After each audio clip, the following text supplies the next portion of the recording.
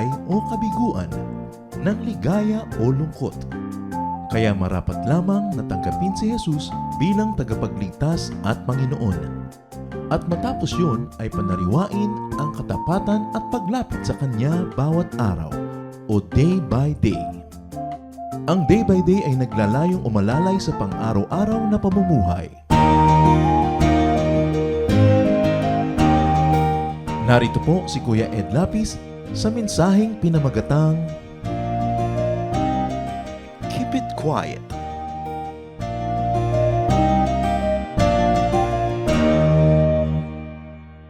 Ang tunay na pananampalataya ay laging may kaakibat na pagmamahal, pagbibigay at pagbibigayan. Subalit ang pagbibigay kung minsan ay mayroong mga dalang panganib. Kaya dapat pag-aralan kung ano ang marapat na ginagawa ng nagbibigay at ng binibigyan. At ito ang tema na ating pag-aaral ngayon, pinamagatan nating Keep It Quiet. Tahimik na lang. Salamat Panginoon dahil kayo ay nagbibigay sa amin. Talagang nauna na kayong nagbigay sa amin at marapat lang na maging mapagbigay din kami. Turuan niyo kami Panginoon ng kapangyarihan, kagandahan, at maging ng mga panganib sa pagbibigay. Teach us. At habang kami, Panginoon, ay humihingi ng iyong biyaya, nawa ay linisin niyo po kami, patawarin sa aming mga kasalanan, at paging dapatin niyong tumanggap ng matataas at mga dakilang kaisipan. Moproseso nawa namin, maunawa at maipamuhay. Dalangin namin, Ama, kayo po ang maging tunay na tagapangaral at gamitin niyo lamang nakasangkapan ng inyong lingkod. Take over this proceeding, preside over this activity, let your will be done. We reject, rebuke, and drive away any power, any force, influence, and presence of evil. And we ask you, Father, take your rightful place, sit on the throne in our hearts, and be glorified. Dispense blessings to your people. Do your will. In the name of your Son, Jesus, we pray with thanksgiving. Amen. Keep it quiet. Babasahin po natin ang mga main verses natin from Matthew 6:1 to verse 3. And we'll begin with verse 1. Sabi ng Panginoong Jesus, when you do good deeds, don't try to show off. If you do, you won't get a reward from your Father in heaven. Marami kasing mga nagbibigay ay ipinamamalita, ipinagyayabang, at sabi ng Panginoon, kung magbibigay na rin lang kayo, huwag nyo nang ipagyabang pa. Dahil hindi kayo tatanggap ng gantimpala mula sa Ama sa langit. So in giving to people, lay low. Huwag masyadong visible. Maging visible lang if your giving would inspire others to give also. If it would have instructive value. Pero kung display lang, pagpuri sa sarili, huwag na lang. Para hindi ikaw ang mapuri, hindi ikaw ang sumikat. Para di ka ma-disqualify from the Father's reward. Kasi pag daw napuri ka na ng tao, hindi ka natatanggap ng papuri sa Diyos. Matthew 6:2. When you give to the poor, don't blow a loud horn. That's what show-offs do in the meeting places and on the street corners. Because they are always looking for praise. I can assure you that they already have their reward. Kaugalian kasi nung araw sa Israel, pag kami magpapalimos, may papatugtuging trompeta, pipila ang mga pulubi, at kitang-kita ng mga tao na namumudmud ng biyaya yung sino mang nagbibigay. At napupuri naman siya. Pero sabi nga, yung puri na ng tao, ang kanyang gantimpala. Wala nang iba pang naghihintay na gantimpala sa kanya. Therefore, when you give, keep it quiet. Para di ka mapuri ng tao at para ang Ama ang siyang magbigay ng puri sa iyo. O kaya, settle for praise of men as your reward. Pwede ka naman mag-ingay, pwede mo naman pamalita, pero pasensya ka, yun na lamang ang gantimpala mo, yung mapuri ka ng tao. But the praise of men is shallow and fleeting. You are good only as your last performance. Kahit naman mapuri ka ng tao ngayon, bukas may ipipintas pa rin yan sa iyo eh. Hindi naman talaga permanente yung papuri na yon. Verse 3 of Matthew 6, when you give to the poor, don't let anyone know about it. Then your gift will be given in secret. Your Father knows what is done in secret, and He will reward you. So another important policy in giving is to keep it secret. Hindi naman daw talaga sikreto yan kasi alam naman ng Ama. At Siya ang nagbibigay ng gantimpala sa mga sikretong gawa ng kabutihan. Kung minsan sumasama loob natin, pag may mga ginagawa tayong mabuti at hindi tayo nabibigyan ng recognition, hindi tayo napupuri, walang thank you, pero ang pampalubag loob natin na higit pa sa pampalubag loob lamang, alam ng Ama ang ginagawa natin at walang mabuting gawa na hindi niya ginagantimpalaan. When you keep your giving in secret, you only respect yourself and also respect the recipient. Paggalang sa binibigyan at paggalang din sa iyong sarili para hindi ka mapintasan ng mga mahilig mamintas. Mahalaga po mga kapatid na pag nagbibigay tayo may paggalang. Kaya pagka tayo may mga relief operations, namimigay tayo ng mga relief goods, mga damit, mga kagamitan, lalo sa mga nasalanta, nasira ang bahay, inanod ng baha, nabasa, nalindol, sinisikap nating may paggalang ang ating pagbibigay. Hindi tayo nagbibigay ng mga lukot-lukot, gula-gulanit na damit.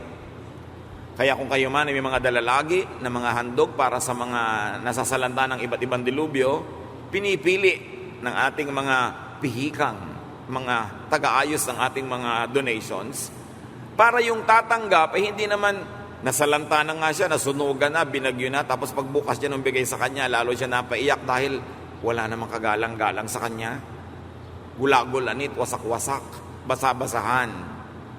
Habang yan ay pinapahalagan din naman natin at may pinagdadalan din tayo sa mga ganon, pero yung mga dinadala natin sa mga relief goods, nakatiklop ng maayos, kung kailangan laban ay nilalaban pa, may mga color coordination, yung pang-itaas at pang-ibaba, 3 palit ng bihis para may pamalit pa pag binigyan natin, sizes, color, gender, age, ayos yan, para ka bumili sa department store. Kasi nga, nasalanta na yung tao, dadagdagan mo pa yung sakit niya ng loob dahil yung bigay mo naman walang karespe-respeto. So, ganun ang pagbibigay. Kung maaari tahimik, at kung makita man ng iba at ipakita man sa iba, ay para lang mag-report halimbawa sa mga nagbigay, o kaya ay to inspire others to do the same, but never to brag. So, when you do it in secret, you get the Father's reward. And because you do it in secret, most of the time, the Father's reward is also in secret. Pag hindi ka sensitive, kapatid, ni hindi mo mararamdaman, ginantimpalaan ka pala ng Diyos.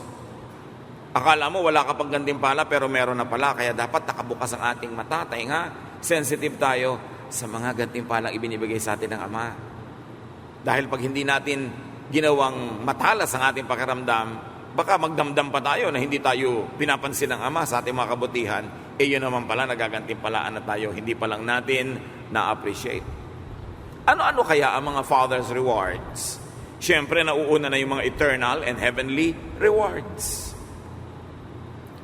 Yung mga naghihintay sa atin sa kabilang buhay, o kaya yung gantimpalang nasa spiritual world na pwede na rin ma-enjoy kahit ngayon because we are also spiritual beings.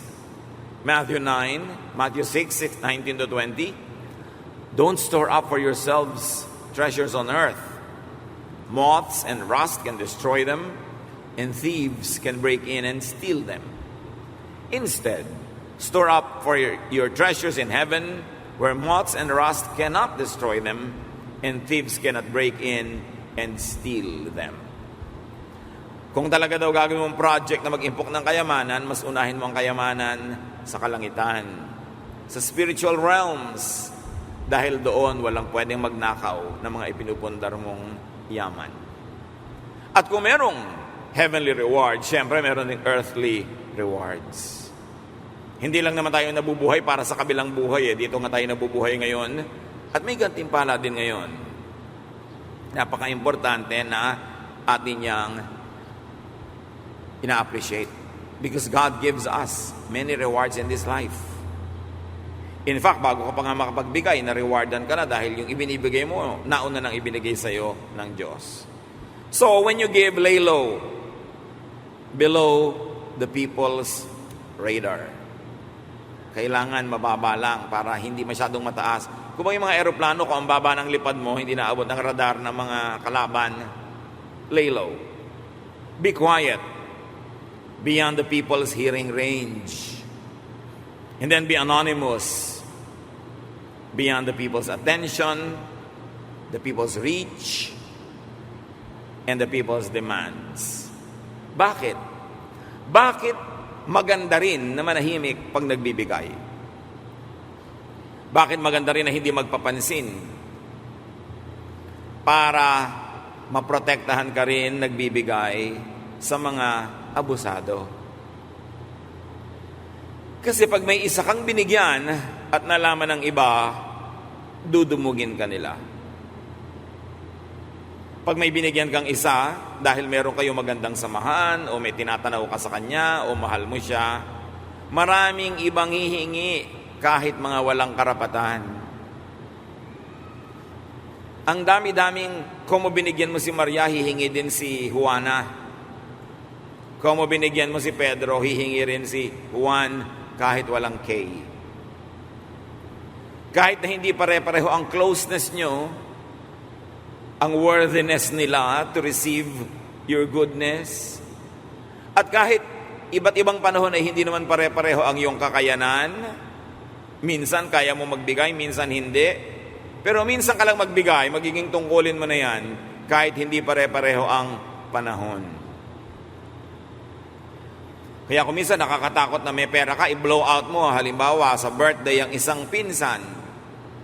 Dahil sa susunod na taon, aasahan niya may blowout uli. Paano kung wala ka ng pera sa oras na yon? O may iba ka namang prioridad?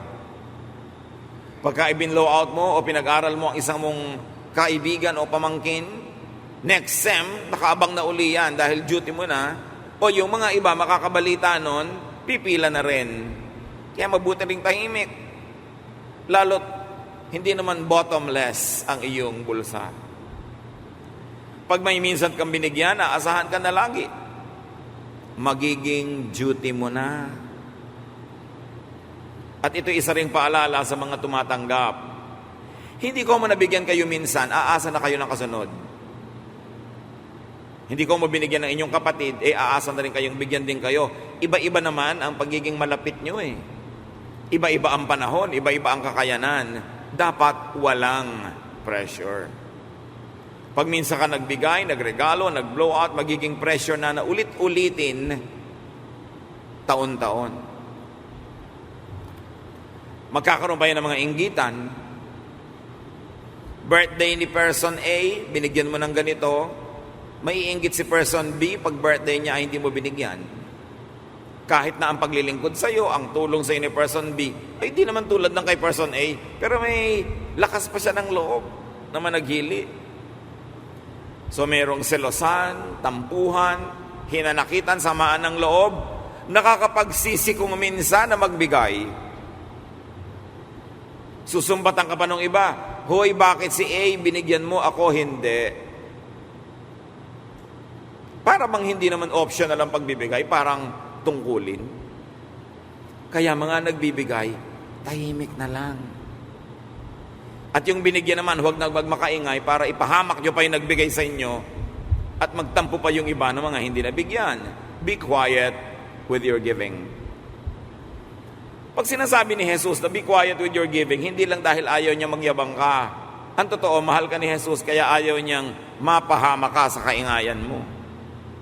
It's for your own protection. When you are told to be quiet about your giving, God wants to protect you from your pride. Because when people begin to praise you, you might really begin to think that you are great. Then you will lose your reward from the Father. God wants to protect you from other people's expectation and abuse. Napapansin nyo ba, abusado talaga ang maraming tao? Kahit nga hindi abusado sa simula subukan mong matulungan ng 3 beses, aasa na rin yan sa ika-4. Ang mga tao sobrang mapaghanap. Gusto nga umaani kahit walang tanim. Gusto naniningil kahit walang pautang. At humihingi ng sukle kahit walang bayad. Maraming ganon. Yung mga tao na pinakain ni Jesus, dahil wala nang magagawa, kailangan maghibala. Ang mga tao ay walang baon, mahihimatay na sa gutom. John 6:24-26. They saw that Jesus and his disciples had left. Then they got into the boats and went to Capernaum to look for Jesus. They found him on the west side of the lake and asked, "Rabbi, when did you get here?" Jesus answered, "I tell you for certain that you are not looking for me because you saw the miracles, but because you ate all the food you wanted." So naghimala ang Panginoon,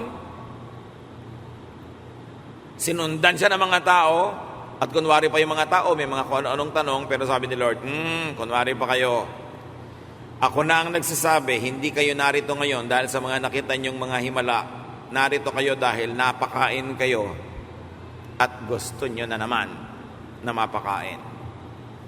Siyempre, gano'n ang mga tao, minsan mo nabigyan, gusto may kasunod. Sabi nga ni Lord, food lang naman ang habol niyo sa akin, di ba? At kung minsan mga kapatid, ganyan ang nararamdaman ng ilan nating mga kamag-anak, kaibigan na lagi na lang nating inaasahan. Kung minsan nagdududa na rin sila kung sila ba iniimbitahan dahil sila'y mahal o dahil inaasahan sila ay magreregalo o sila ang magbabayad ng mga gastusin. Hindi na malaman kung kinukuha kang ninong o ninang sa kasal dahil pinapahalagahan at ginagalang o dahil pamparami rin ang pakimkim. Napaka-unfair na yung mga mapagbigay ay bibigyan pa natin ngayon ng duda kung talaga nga ba'y pinapahalagahan sila o ang mga binibigay lang nila. That's why the recipient must be very kind to keep on assuring those who give that they are indeed valued with or without the gift. Hindi yung naaalala mo lang ang tao pag may kailangan ka, tas nalilimutan mo pag wala kang kailangan. Therefore, pag naalala mo siya, alam na niyang may kailangan ka lang, kaya mo ako naaalala. So that is why Jesus told the recipients of His miracles to be quiet. Magtataka kayo, napakaraming pinaghimalaan ng Panginoon, pero sabi niya, huwag niyo ipagmakaingay, huwag niyo ipagsasabi. Kasi ayaw niya na obligahin siya ng mga taong lagi siya maghimala. Ayaw niya na habul-habulin lang siya dahil sa himala. Ayaw niya na magmukha lang siyang isang tagabigay ng mga bagay na kailangan ng tao dito sa buhay na ito, pero hindi pinapahalagahan yung pwede niya ibigay sa spiritual life. People would only want to get the same things from Him. Mark 1:45, the man talked about it so much and told so many people that Jesus could no longer go openly into a town.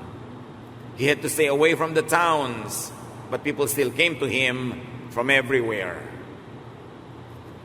Dumating naman ang Panginoon para talaga magbigay ng pagpapala, pero bakit niya iniiwasan yung napakaraming tao na yon? Kasi hindi naman yung pagpapalang gustong ibigay ng Panginoon ang habol-habol sa Kanya. Mga makasarili lamang na hangarin ang gusto ng mga tao. Sa buhay natin mga kapatid, do not create a culture or a climate of dependency by always giving freebies. May isang nagtanong sa akin na young professional, nagsisimula pa lang siyang magtagumpay, kumita ng higit sa kanyang sariling pangangailangan. Sabi niya, nakita ko po, naobserbahan ko, na sa mga angkan-angkan, pamilya, grupo-grupo, pag merong isang umasenso at naging mapagbigay, parang buong buhay niya, hindi na siya gagraduate sa pagbibigay. Liban na lang mamatay siya o maghirap din siya tulad ng mga humihingi sa kanya. Sabi niya, ano po ang pwede kong gawin para maiwasang tahakin yung landas na yon, na mapasubo ka, magkaroon ka ng role na tagabigay? Sabi ko, di huwag mong todohan ang pagbibigay, huwag kang masyadong maingay. Dahil pag itinodo mo yan, mababalita ng lahat. Kakalat ang news tungkol sa'yo, maraming aasa. Ang problema naman sa binigyan mo ngayon, bukas nandyan uli. Liban na lang ngayon makipagkasira ka, makipagkagalit o pagalitan mo sila, hindi ka na nila lulubayan. So, huwag mong itodo. Piliin mo ang bibigyan mo. At huwag mong pagmukhaing napakadali. May mga tao po kasi, mga kapatid, na pag nagbibigay, hindi pala sumbat. Hindi pala reklamo. Akala nung tumatanggap, kaya dali-dali niya magbigay. Akala nila, kaya rami-raming ibibigay, kaya hindi nagbubunga nga. Yung iba naman kasi, bago ka bigyan, sermonan ka muna wala ulo hanggang paa. Meron naman, sinermonan ka na mula ulo hanggang paa, wala rin naman palang ibibigay. So pag nagbigay ka ngayon ng walang sermon, maluwag, may ngiti at pamerienda pa, sasabihin nila, bali wala naman sa kanya yung binibigay niya, humingi pa tayo, marami siguro. Pag binibigyan kayo at hindi kayo pinapagalitan, hindi kayo sinesermonan, sinisimangutan, be appreciative. At iwasan nyo hanggang kaya nyo na manghingi uli bilang gantimpala sa kanyang kagandahang loob. Kung bigla kayong humihingi at bigla kayong kinagat, di ba? Hindi na kayo hihingi uli. Di sabi niya, yan na palang gagawin ko, mangangagat na lang ako ng mangangagat para huwag ako mahingan uli. Dinadala kasi natin yung mabuti. Aba, halaman man, tinatalbusan lang, hindi kinakalbo. Kasi pag kinalbo nyo, mamamatay na rin yun. So, hindi nila lagi-lagi. Hindi walang katapusan. Yun talaga lang kailangan. Do not create a culture of dependency by over-glorifying charity. Charity is for the very old and very young and the very weak. It's not for everybody. So do not glorify dependency by styling yourself as a philanthropist, benefactor, patron. Magsisisi kayo pag ang naging image nyo, ninang ng bayan, ninong ng lahat. And then don't label people as beneficiaries, as benefactors. Walang ganun. Meron lang na beneficiary ngayong araw na to, pero hindi kailangan beneficiary siya lagi. Merong benefactor or giver ngayong buwan na ito, pero hindi kailangan buwan-buwan giver siya. Do not punish people who rise above survival levels by pulling them down with expectations. Kailangan yung mga kamag-anak natin, kaibigan, mga kasamahan sa ating bayan, sa nayon, gantimpalaan natin sila kung sila'y matagumpay. At ang gantimpala, hayaan nating tamasahin nila ang bunga ng kanilang tagumpay. Hindi yung paparusahan natin sila dahil dadaganan natin sila ng walang katapusan. Pag may matagumpay na kamag-anak, paparusahan nyo, lahat na kayo papasan, sasakay. Di hindi yun gantimpala, parusa yan. Aha! Nag-aral ka palang mabuti, ha? Nakapasa ka pala sa board, ha? Nagtagumpay ka pala sa negosyo dahil masipag ka, ha? Heto ngayon ang ganti namin sa'yo. Hihingan ka namin ng walang katapusan. Ganun ba dapat? Dapat sasabihin mo, dahil nagsipag ka, nagsikap ka, umangat ka sa lupa at kami nasa lupa pa rin, hindi ka namin papabigatan para manatili ka namang nakaangat at hindi ka matulad uli sa amin na nakalugmok. Ipagtatanggol ka namin sa mga walang humpay ng kahihingi sa iyo, na mga tamad, mga batugan, tapos hingi ng hingi at sinisip-sip ang dugo mo, ikaw na nagsikap. Ipoprotect ka namin. Dapat ganun ang ginagawa natin sa mga masipag. Hindi yung, hoy, alam mo yung pinsan mo, malaki kita, pumunta ka doon. Ituturo. Ipapahamak. Kaya naman yung mga iba, nagpapakalayo-layo na lang. Yung mga nagpakalayo-layo sa kanilang barangay dahil ayaw tigilan ng mga isang katerbang tao, inis na inis sa internet. Inis na inis sa text dahil nate-text pa rin sila. Meron pa ang galing mag-text sa simula muna, musta? Huwag kang magkakamaling sumagot ng mabuti. Dahil ang kasunod, alam mo, may pangangailangan sana ako sa iyo eh. Nakakahiyaman, hindi na ako mahihiya. Ayun ang kasunod uli nun. Sising-sisi ka at nasagot mo yung text. May mga pangalan at number na pag nakita mo doon sa screen ng telepono mo, gusto mo magpakamatay. Dahil siguradong may kailangan, alangan namang dahil miss ka, dahil love ka, Alam niyo yung mga linta, hindi marunong mag-miss o mag-love, marunong lang yung manghingi pag may kailangan. Paano gagawin mo kung yung linta, napakalapit mo kamag-anak? Anong challenge ang dapat mong harapin? Kaya sabi ni Lord, tahimik ka lang pag nagbibigay, huwag ka maingay. Pasalamat nga tayo kung meron tayong kamag-anak o kaibigan na hindi na problema. Nakakatayo sila sa sarili nilang paa. Ang laking luwag sa atin yun na sila nakakatayo sa sarili nilang paa, huwag na nating itumba para matulad uli sa atin.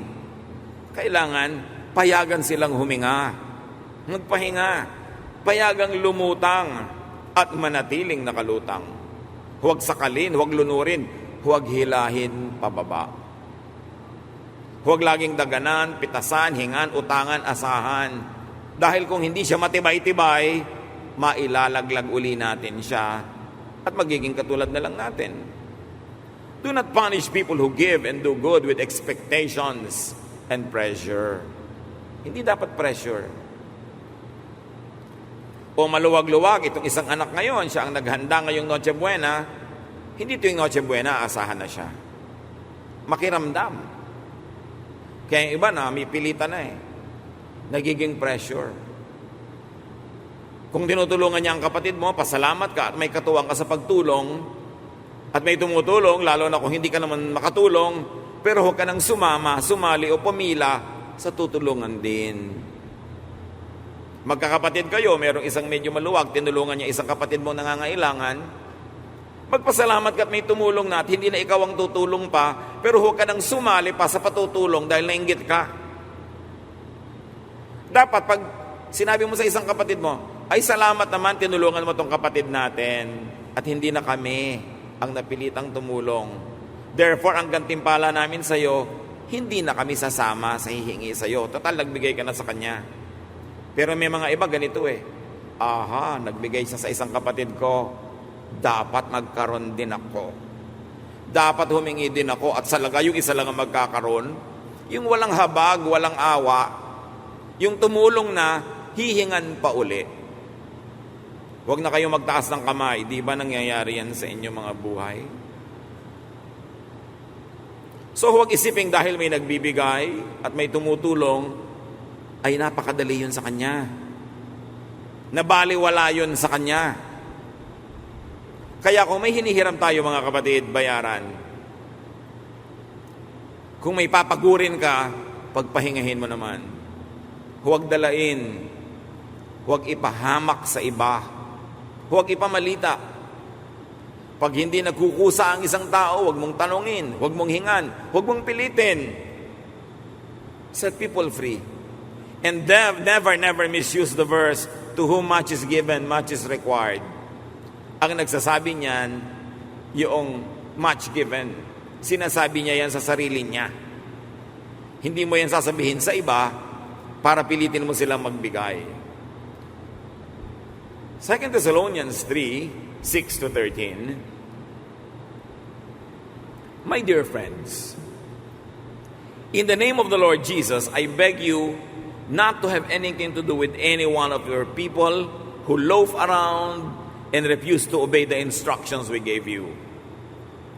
You surely know that you should follow our example. We didn't waste our time loafing, and we didn't accept food from anyone without paying for it. We didn't want to be a burden to any of you. So night and day we worked as hard as we could. We had the right not to work, but we wanted to set you an example. We also gave you the rule that if you don't work, you don't eat. Now we learned that some of you just loaf around and won't do any work except the work of a busybody. So, for the sake of our Lord Jesus Christ, we ask and beg these people to settle down and start working for a living. Dear friends, you must never become tired of doing right. So itong si Pablo, napakalinaw ng sinasabi niya. Huwag kayong makikipagmabutihan sa mga tamad, sa mga walang ginagawa. Sabi niya, nababalitaan namin na marami sa inyo, mga batugan, puro pag-standby dito at standby doon ang ginagawa. tapos umaasa kayong bubuhayin kayo ng kapwa nyo. Sabi, kami man, na mga lingkod ng Diyos, bagamat may karapatan kami na suportahan nyo, nakita nyo naman, kami rin nagtrabaho. Meron pa kaming ibang sideline para buhayin na aming mga sarili, hindi lubos na umasa sa inyo. Kayo pa na hindi mga lingkod ng Diyos, kayo pa ba ang dapat na umasa na bubuhayin kayo na inyong kapwa? Sabi niya, kaya malinaw ang iniwan ko sa inyong turo. Yung hindi nagtatrabaho, gutumin. Siyempre, liban na nga kung sobrang bata o sobrang matanda o sobrang may sakit, lagi niya ng exemption. Yan ang recipients ng charity. So sabi, kaya ipinamamanhi ko sa inyo, alang-alang sa Panginoon, magsimula naman kayo magsipag at maghanap buhay. Huwag kayong mapagod na gawin yung tama. So yun ang ating dapat gawin. At hindi natin dapat konsintihin yung mga tamad na umaasa lang sa iba para mabuhay, kaya lakas-lakas naman ng katawan. At sabi sa Ephesians 4:28, if you are a thief, quit stealing. Be honest and work hard so you will have something to give to people in need. Yun ang tunay na nakakakilala sa Panginoon. May pagbabago. Kung dati ka magnanakaw, hindi ka lang tumitigil magnakaw, nagsisimula ka pang magtrabaho ng maayos at nagtatrabaho ka para kumita ng sobra sa iyong pangangailangan para may lumabis at maibigay mo sa mga karapat-dapat na tulungan. So dapat hindi natin inaabuso ang tumutulong. Halinhan, tuwangan, tulungan ang mga matulungin. Hindi yung kung may isa kayong kamag-anak na medyo maganda-ganda ang hanap buhay, siya na lang ang laging taya. May handaan, kahit ba naman isang lata ng pineapple juice, magdala ka, kaya mo naman. Hindi yung iaasa mo na sa kanya lahat. Dahil lang, mas kumikita siya kaysa sa'yo. Lahat tayo may pananagutan. Lahat tayo dapat mag-contribute. To each according to ability, or from each according to ability, to each according to need. Sabi pa nga ni Karl Marx yan, na hiniram lang naman niya kay Jesus yung mga ganyang ideya. Kung anong kakayanan mo, i-contribute mo. Hindi yung sasabihin mo, ang liit naman ng kakayanan ko, bali wala ko, i-contribute ko. Mabuti pa, ito na lang pinsan. Kung may kaya talaga, sagutin na lang niya lahat. That's an ungodly way to think. Kahit maliit yung kontribusyon mo, kung marami kayong may maliliit na kontribusyon, lalaki na rin yun, kaysa nakaasa kang todo. At syempre, yung may kaya naman, gusto lang niya mang makita, nagsisikap ka rin. Sa abot ng iyong makakaya, hindi idinagan mo na sa kanya ang lahat-lahat. Tuloy nawawalan siya ng joy sa kanyang giving. Do not punish people who do good and who give with negative reactions. Tulad ng inggit, minsan criticism pa, tampo, pag hindi nabigyan, at sa dulo, yun pang matulungin ang masama. O bakit masama ang loob sa iyo ni Kulasa? Kasi binigyan ko si Kulas, wala si Kulasa. So ngayon, galit si Kulasa, masama pa ako sa tingin niya ngayon sa kabila ng pagbibigay ko kay Kulas. Buti nga, hindi na si Kulasa ang nagbigay kay Kulas, ako na. Pero masama ako.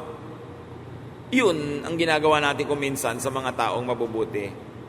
So mga matulungin, don't be pressured. Do only what you can and do only what really you want, what's really in your heart. Kung ano yung taos puso nyo, yun ang gawin ninyo, yung labag sa loob nyo. Huwag niyong pilitin ang sarili nyo kahit you cannot please everybody. Kahit ibigay mo pa lahat-lahat ang buto mo at ipatadtad mo, kulang pa rin yan at meron pa rin magre-reklamo laban sa'yo. So gawin mo na lang kung ano yung tama, ano yung kaya mo at ano yung maluwag sa iyong dibdib. Mga kapatid, ang ating pagiging mga anak ng Diyos, mga Kristiyano, ay maraming hinihingi sa atin na kagandahang asal. Hindi lang nadadaan ang pagiging anak ng Diyos sa mga doktrina, sa mga berso, kundi sa kagandahang asal. Sa ating pakikipagkapwa, sa pagsukli natin ng kabutihan, sa kabutihan din. Isipin natin ang mga bagay na yan. Pagpahingahin naman natin yung mga matulungin. Tulungan din natin sila kahit konti lang ang kaya natin. At huwag natin silang daganan lagi dahil lang hindi sila nagre-reklamo. Ama namin, ipaalala niyo po sa amin ngayon kung sino o sino-sino ang mga taong pwedeng naaabuso na pala namin.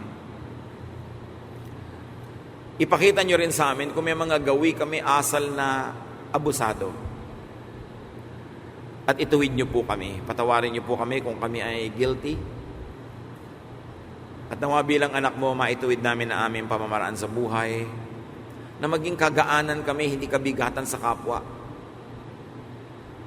Turuan mo kami na sa abot namin makakaya, tulungan din ang matutulungin. At sa mga kapatid, Panginoon, na naging napakatapat, mabuti sa pagbibigay,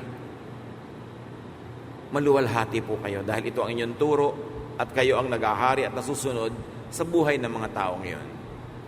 Turuan niyo kaming lahat na maging mabuti sa isa't isa. Na kung may itutulong ay makatulong at sa abot ng aming makakaya, Panginoon, maipadama namin sa aming kapwa ang iyong pagmamahal.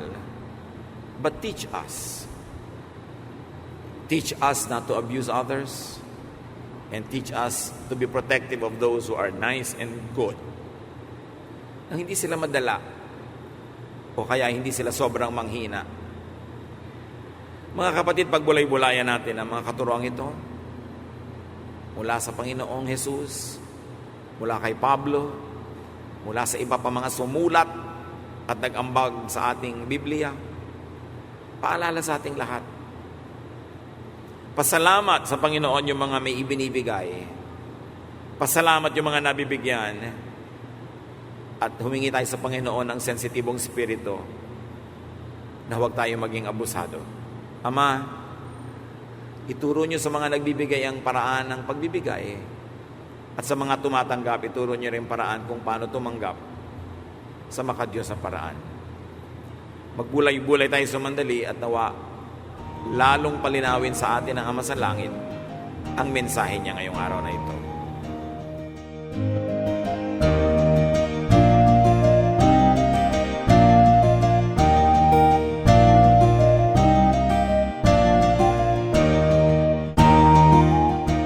Ang katatapos pong mensahe ni Kuya Ed Lapiz ay pinamagatang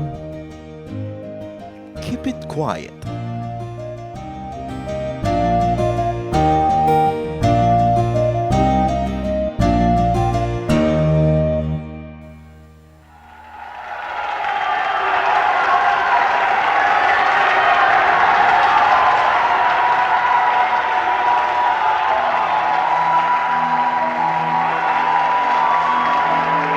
Hallelujah! Ating maghiwalay ang kadakilaan ng Panginoon. Purihin ka, O Yahweh. Sambahin ang inyong ngalan. Sa lahat ng tao ng daigdig, ang iyong pangalan. Mabuhay ang Diyos!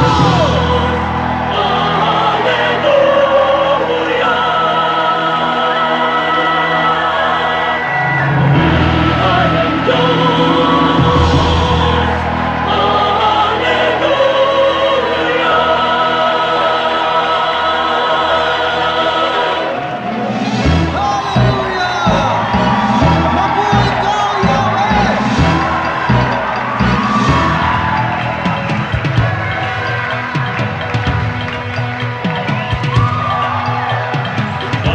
Kalima kami sa banal niyong diwa. Pag-ibig nyo'y ipagbubuti ng buong sigla. Ating ialay itong awit sa Diyos Ama. Ihayag ang ligayang nadarama. Isigaw sa lahat ng bansa. Hallelujah! Hallelujah!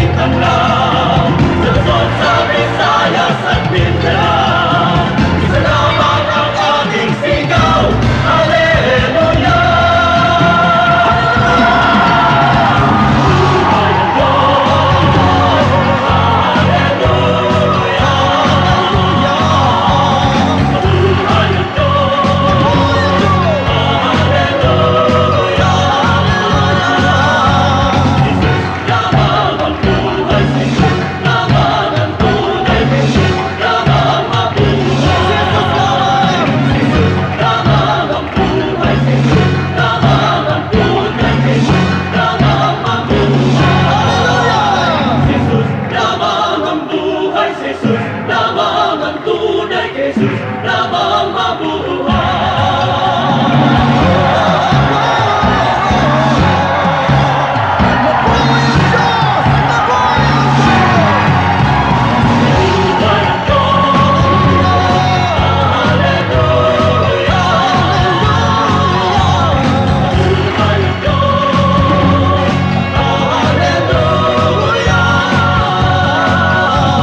Buhay ang Diyos, hallelujah. Buhay ang Diyos, hallelujah.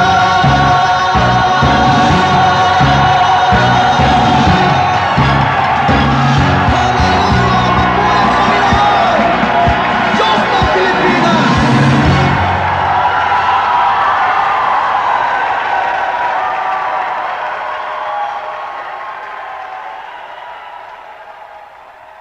Maraming kayamanan ang ating bayan, maraming hiyas ang ating lahi na dapat makilala at pahalagahan. Kadalasan meron po tayong parang mababang pagtingin sa ating sarili, sa ating mga ninuno, sa ating mga katutubo, at ito marahil ay dahil lamang sa kulang tayo sa impormasyon o kaalaman, kulang tayo sa pagkilala, kaya hindi natin nakasanayan at kung minsan hindi tayo nagagandahan. Maraming kayamanan ang lahing Pilipino. Dapat na makilala, dapat itanyag, at dapat lang na magamit sa pagsamba sa ating Panginoon tulad din ng lahat ng mga larangan ng mga artes ng ating bayan. Isa na dito na kayamanan ng bayan ang ulalim. Ang ulalim ay isang epikong paawit ng mga Kalinga. Anang kanodul lalame susun tatong si anang mga nakuha nakampot ko.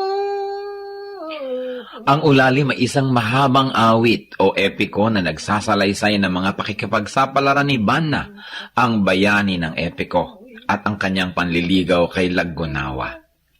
Ito ay maririnig sa gabi sa mga masasayang pagtitipon tulad ng budong o kaya sa mga tahanan bilang pang-aliw at pagkwento sa mga bata ng kasaysayan ng lahi.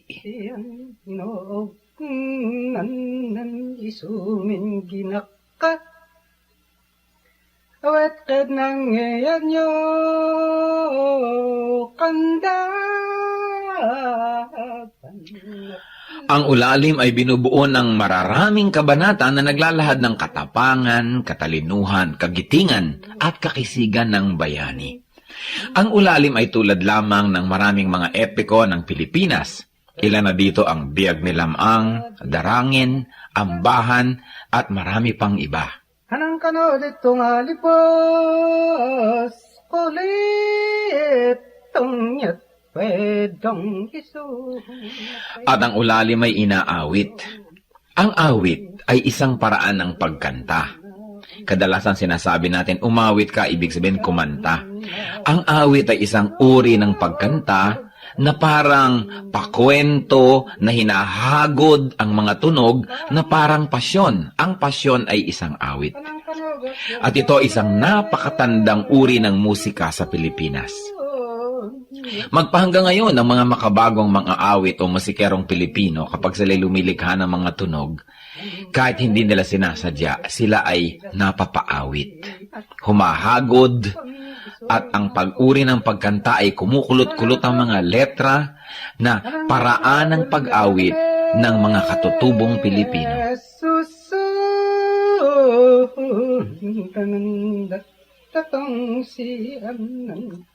Kilalanin po natin ang mga awit, ang mga epiko ng ating bayan. Hindi tayo salat sa mayamang kultura. Kulang lang tayo sa pag-aaral at kulang lang tayo sa pagkilala. Kung mahal natin ang Diyos ay dapat mahalin ang bayan na ibinigay sa atin. At ang bayang yan ay ang Pilipinas at ang kulturo ng Pilipinas ay dapat kilalanin, itanyag, mahalin, gamitin sa pagsamba. Ulalim, epiko, hiyas ng lahi, kayamanan ng bayan. Isumin ginaka awet ng ngayon nyo kanda.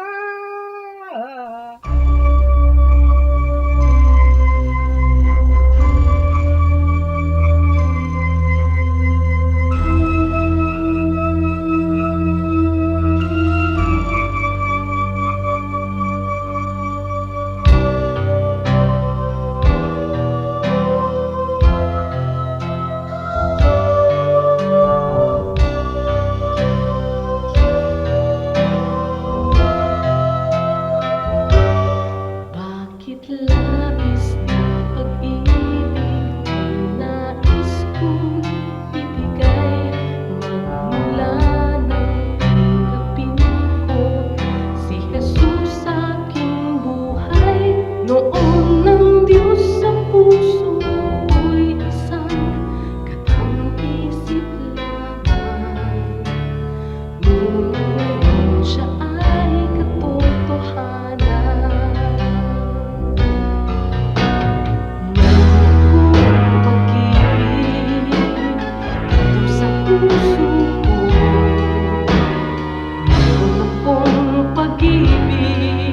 Nais kong ibahagi lagi sa inyo. Mayroon akong pag-ibig na hindi mamamatay. Mayroon akong pag-ibig, ito ay panghabang buhay. Labis-labis na pag-ibig ang sa'yo'y naghihintay. Pag sa puso'y tanggapin mo si Jesus na siyang buhay. Noon ng Diyos sa puso'y isang katang-isip lamang. Ngunit ngayon siya ay katotohanan. Mayroon akong pag-ibig dito sa puso ko.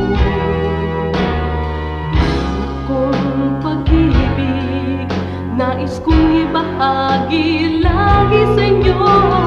Mayroon akong pag-ibig na hindi mamamatay. Mayroon akong pag-ibig, ito ay panghabang buhay.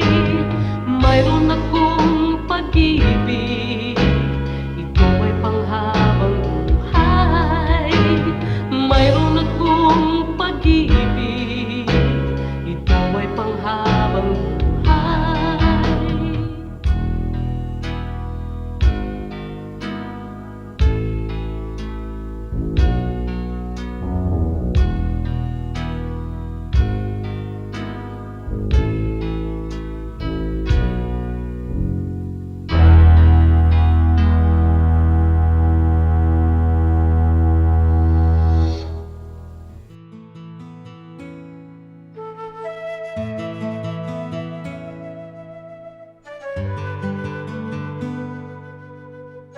Bakit mahilig tayo sa Last Supper as home decor?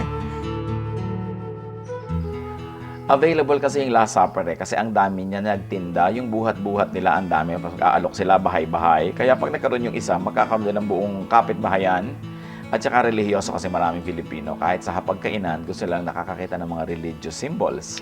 At ano pa nga naman ang pinakabagay sa hapagkainan, kundi yung Last Supper depiction in painting or in other forms of art.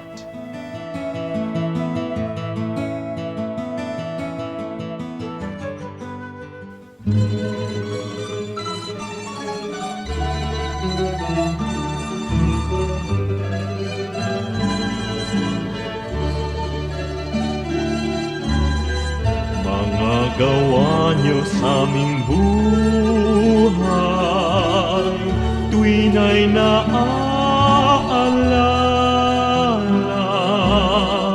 Kayo'y laging tapat na tunay, puno ng pagpapala.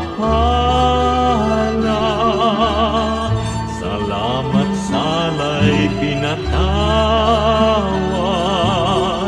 nilinis niyo, Diyos. Pakinggan niyo't aming ilalahad, awit sa inyo, Jesus. O kay sarap mabuhay sa piling niyo, Jesus. Bawat landas may kulay, kasiyahay lubos, ang tanging ninanais ay magpuri sa inyo, lalo lang tumatamis sa piling niyo, Jesus.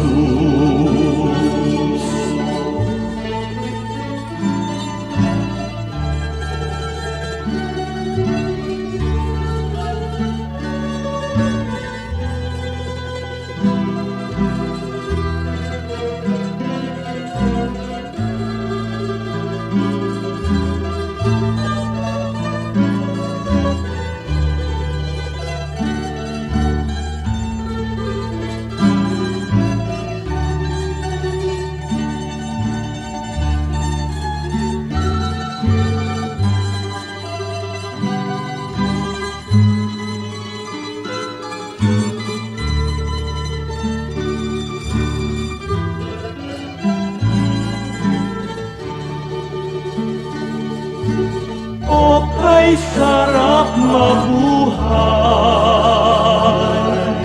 sa piling niyo, Jesus.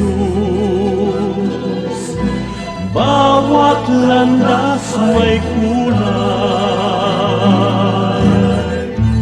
kasiyahay lubos, ang tanging ninanais ay magpuri sa inyo, lalo lang tumatamis sa piling niyo, Jesus. Bawat hakbang ay mayroong awit, bawat pintig ng puso, mga himig na makalangit sa damdami bugso. Lumipas man ang aking buhay, awit di matapos, sa langit man ay iaalay. Pakinggan niyo, Jesus. O kay sarap mabuhay sa piling niyo, Jesus. Bawat landas may kulay, kasiyahay lubos, ang tanging ninanais ay magpuri sa inyo, lalo lang tumatamis sa piling niyo, Jesus. Lalo lang tumatamis sa piling niyo, Jesus.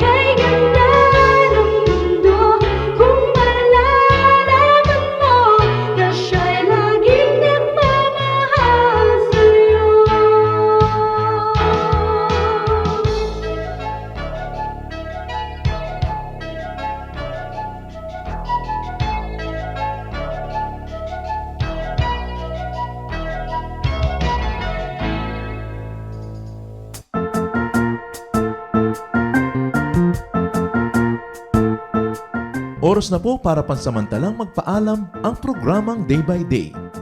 Tayo po'y magsama-sama tuwing ika-6 hanggang ika-7 ng umaga, araw-araw. Magandang umaga po at mabuhay ang Panginoong Hesus!